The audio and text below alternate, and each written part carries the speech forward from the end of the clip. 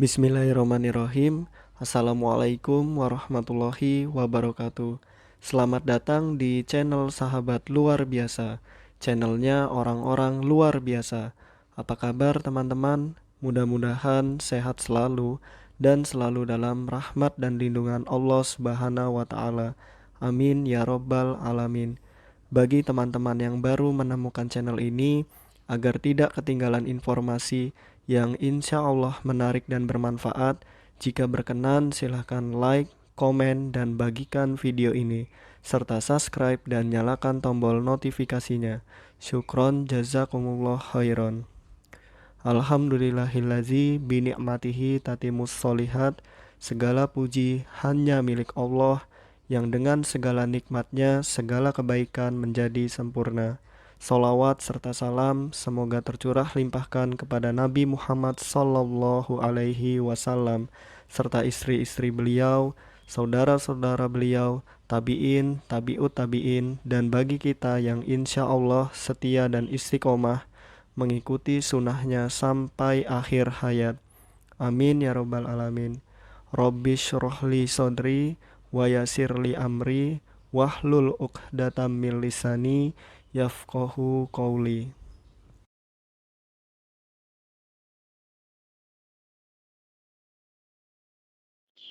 Baik, kita latihan soal kembali ya teman-teman. Nomor 1, membangun kesepemahaman di antara anak dalam kelompok, memahami cara memainkan bahan-bahan dalam kelompok, atau bagaimana mereka bekerja dalam kelompok tapi belum masuk ke dalam permainan. Kegiatan ini dalam tahapan bermain peran termasuk ke dalam tahapan A. Paralel, B. Orientation, C. Termination, atau D. Mengulangi permainan. Jawaban yang tepat adalah B. Orientation. Nah, karena di sini ada kata kunci belum masuk dalam permainan. Penjelasannya adalah orientation adalah membangun kesepemahaman di antara anak dalam kelompok, memahami cara memainkan bahan-bahan dalam kelompok atau bagaimana mereka bekerja dalam kelompok, tetapi belum masuk dalam permainan. Itu disebut orientation. Yang nomor 2, peserta diminta menyampaikan permasalahannya untuk memperoleh beberapa pandangan, pemikiran, dan alternatif yang dapat membantu menyelesaikan masalahnya. Dalam konseling kelompok, kegiatan ini termasuk ke dalam tahapan A. Keterampilan interaksi sosial, B. Keterampilan komunikasi, C. Keterampilan observasi, atau D. Problem solving. Nah, untuk permasalahan tentu ada kata-kata problem ya teman-teman. Jadi jawaban yang tepat adalah D. Problem solving. Nomor 3, bila klien sedang menceritakan masalahnya, berbicara tanpa henti, menggebu-gebu, dengan ekspresi perasaan kesal atau sedih, maka konselor harus berperan sebagai A. Mendengar aktif, B. Mendengar pasif, C. Memberi perhatian, D. Mengajukan pertanyaan. Nah, intinya jika sedang menceritakan permasalahan, bicara tanpa henti, menggebu-gebu, kita sebagai konselor harus menjadi pendengar yang baik, yaitu pendengar yang diam. Biarkan dia mengekspresikan perasaannya. Ya, teman-teman, jawaban yang tepat adalah B. Mendengar pasif.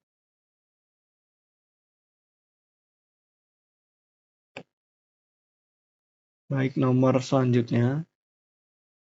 The degree to which children adapt to their school and home environments. Pernyataan ini mengandung makna bahwa A. Kemampuan anak untuk beradaptasi dengan lingkungan rumah dan sekolahnya merupakan indikator utama kompetensi sosialnya, dan untuk beradaptasi, anak harus memiliki seperangkat perilaku.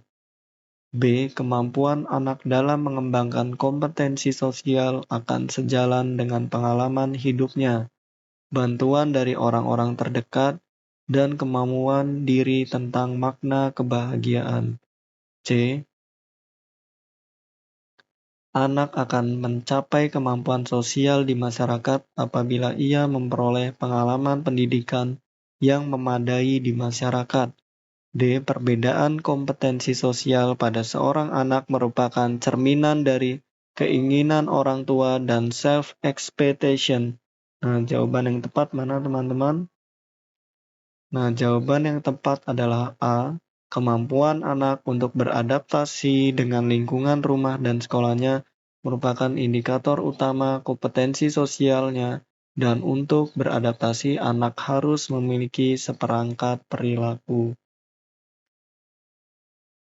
Nah, adapun penjelasannya menurut Pellegrini dan Glickman tahun 1991 dikutip dalam http farid.plbuns 2012blogspot.co.id tahun 2014 mendefinisikan kompetensi sosial pada anak sebagai the degree to which children adapted to their school and home environments. Hal ini berarti kemampuan anak untuk beradaptasi di lingkungan rumah dan sekolahnya merupakan indikator utama kompetensi sosialnya, dan untuk beradaptasi anak harus memiliki seperangkat perilaku verbal dan non-verbal. Nomor 5, parental responsiveness. Dalam konteks pola asuh orang tua, disebut juga dengan konsep parental responsiveness. Jawaban yang tepat adalah parental nurturance. Nah, penjelasannya parental responsiveness yaitu dimensi asuh responsif, juga disebut parental nurturance, adalah dimensi di mana orang tua secara sadar memupuk perkembangan individualitas anak, membiarkannya mengatur diri dan menampilkan dirinya sendiri. Dan dimensi ini diwujudkan dengan senantiasa mendukung, dan memenuhi kebutuhan khusus dan tuntutan anak. Nomor 5, program kekhususan bagi siswa tunanetra berdasarkan kurikulum 2013 adalah A. Orientasi mobilitas sosial dan komunikasi. B. Orientasi dan mobilitas. C. Orientasi mobilitas dan ADL. Atau D. Orientasi mobilitas dan interaksi sosial. Tentu jawaban yang tepat adalah OMSK ya teman-teman, orientasi mobilitas sosial dan komunikasi. Jawaban yang tepat adalah A. Adapun penjelasannya, struktur kurikulum pendidikan khusus 2013 bagi tunanetra dikembangkan ke dalam 3 muatan utama, yaitu program akademis, vokasional, dan program kekhususan, yang disebut dengan pengembangan orientasi mobilitas sosial dan komunikasi atau OMSK. Nomor 6. Untuk menyampaikan langkah prosedural yang mendorong peserta didik untuk membuat suatu proyek, guru dapat menggunakan tipe komunikasi pembelajaran jenis A. Komunikasi instruktif, B. Komunikasi informatif, C. Komunikasi persuasif, atau D. Komunikasi destruktif. Nah, untuk membuat suatu proyek, teman-teman, yaitu komunikasi persuasif. Jika hal yang baru itu informatif ya. Nah, jawaban yang tepat adalah C, komunikasi persuasif. Adapun penjelasannya, komunikasi persuasif atau persuasive communication adalah proses mempengaruhi sikap, pandangan, atau perilaku seseorang dalam bentuk kegiatan membujuk dan mengajak, sehingga ia melakukan kesadaran sendiri. Nomor 7, kemampuan mengendalikan rasa marah, kecewa, dan mengelola sumber konflik pada anak tunanetra merupakan contoh dari keterampilan sosial pada indikator A. Keterampilan interpersonal, B. Keterampilan personal, C. Keterampilan berkomunikasi, atau D. keterampilan peer acceptance. Nah, untuk mengendalikan rasa marah ini tentu dirinya sendiri ya teman-teman, bukan orang lain. Nah, jika di luar dirinya itu interpersonal, jika di dalam dirinya itu personal. Jadi jawaban yang tepat adalah B, keterampilan personal. Adapun penjelasannya, perilaku personal merupakan perilaku yang menyangkut keterampilan yang dipergunakan selama melakukan interaksi sosial. Perilaku tersebut juga sebagai keterampilan persahabatan, misalnya memperkenalkan diri, memberikan bantuan, memberikan serta menerima pujian. Keterampilan ini memungkinkan berkembang sesuai dengan usia dan jenis kelamin. Nomor 8, kemampuan anak tunanetra untuk menempatkan posisi diri dengan lingkungan sekitar dan dapat diterima oleh teman sebaya, termasuk keterampilan sosial pada indikator A. Keterampilan peer acceptance, B. Keterampilan berkomunikasi, C. Keterampilan personal, atau D. Keterampilan interpersonal. Nah, untuk menempatkan posisi diri dengan lingkungan sekitar dan diterima teman sebaya. Nah, ini untuk berinteraksi dengan orang lain, tentu interpersonal ya teman-teman, dari keluar anaknya. Nah, jawaban yang tepat adalah D, keterampilan interpersonal. Adapun penjelasannya, perilaku interpersonal merupakan keterampilan untuk mengatur diri sendiri dalam situasi sosial, misalnya dalam menghadapi stres, memahami perasaan orang lain, mengontrol kemarahan, dan sejenisnya. Dengan kemampuan ini, anak dapat memperkenalkan kejadian-kejadian yang mungkin akan terjadi dan dampak perilaku pada situasi-situasi sosial tertentu. Nomor 9, manakah pernyataan berikut ini yang merupakan contoh dari keterampilan sosial anak tunanetra pada dimensi kognitif? A. Rasa memiliki terhadap diri sendiri, identitas diri, dan perkembangan harga diri yang ditandai dengan kemampuan untuk melihat diri sendiri secara objektif, kombinasi pemeranan secara terencana. B. Pengekspresian dan kepedulian terhadap perasaan sendiri yang ditandai dengan kemampuan untuk mengenal perasaannya terhadap peristiwa-peristiwa hidup yang berbeda menggunakan bahasa atau simbol-simbol yang tepat. C. Pengajaran diri atau lebih memfokuskan keterampilan mengendalikan diri. Atau D. Pengajaran diri atau yang lebih memfokuskan dalam keterampilan mengendalikan diri.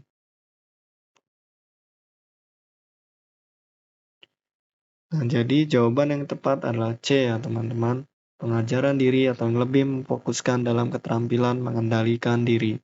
Ini sama seperti D ya teman-teman, mohon maaf. Penjelasannya, adapun aspek keterampilan sosial yang berkenaan dengan dimensi kognitif. Nah, yaitu yang pertama persepsi sosial. Nah, yaitu kemampuan individu untuk menerima dan mengukur situasi yang sedang berlangsung serta penentuan respon terhadap perilaku orang lain. Yang kedua, ada pemecahan masalah, yaitu proses atau usaha untuk menemukan urutan secara tepat dari alternatif jawaban yang mengarah kepada satu sasaran penyelesaian yang ideal. Yang ketiga, pengajaran diri yang lebih memfokuskan dalam keterampilan mengendalikan diri. Yang keempat, restrukturisasi kognitif, yaitu membangun kembali sistem keyakinan diri yang tidak rasional menjadi lebih rasional. Melalui pemahaman perasaan-perasaan negatif yang sering muncul, mengenali sistem-sistem keyakinan diri yang tidak rasional, menghadapi perasaan tidak berdaya dengan cara membangun pengetahuan yang diberlakukan. Nomor 10, reaksi individu yang ditandai dengan sejenis kepanikan ketika pertama kali menyadari hakikat dan seriusnya peristiwa traumatik. Kondisi ini termasuk ke dalam kondisi psikologis A. Shock, B. Trauma, C. Penolakan, atau D. Kecemasan. Yang mana teman-teman? Nah, jawaban yang tepat adalah D. Kecemasan. Adapun penjelasannya, kecemasan atau anxiety. Nah, reaksi kecemasan ini ditandai dengan sejenis kepanikan ketika pertama kali menyadari hakikat dan seriusnya peristiwa traumatik itu. Nomor 11, ciri bermain peran atau role playing. Satu ini dapat digunakan untuk membuka prasangka atau untuk mendorong penerimaan terhadap hal-hal yang ganjil. Pernyataan ini dalam metode bermain peran untuk mengembangkan keterampilan sosial pada tunanetra, termasuk konsep A. Konflik interpersonal, B. Relasi antar kelompok, C. Dilema individu, atau D. Masalah histeris. Nah, jawaban yang tepat adalah B. Relasi antar kelompok. Adapun penjelasannya, relasi antar kelompok adalah ciri bermain peran role playing. Satu ini dapat digunakan untuk membuka prasangka atau untuk mendorong penerimaan terhadap hal-hal yang ganjil. Nomor 12, memainkan ketergantungan di antara anggota dalam kelompok, membangun interaksi dalam kelompok, tetapi secara serempak menggunakan ruang atau bahan bermain yang sama, atau menarik dalam kegiatan yang sama. Kegiatan ini dalam tahapan bermain peran termasuk ke dalam tahapan A. Paralel, B. Orientation, C. Termination, atau D. Mengulangi permainan. Nah, ini menarik dalam kegiatan yang sama, berarti paralel ya teman-teman. Jawaban yang tepat adalah A. Paralel. Adapun penjelasannya, paralel atau proximity play adalah memainkan ketergantungan di antara anggota kelompok, membangun interaksi dalam kelompok, tetapi secara serempak menggunakan ruang atau bahan bermain yang sama atau menarik dalam kegiatan yang sama.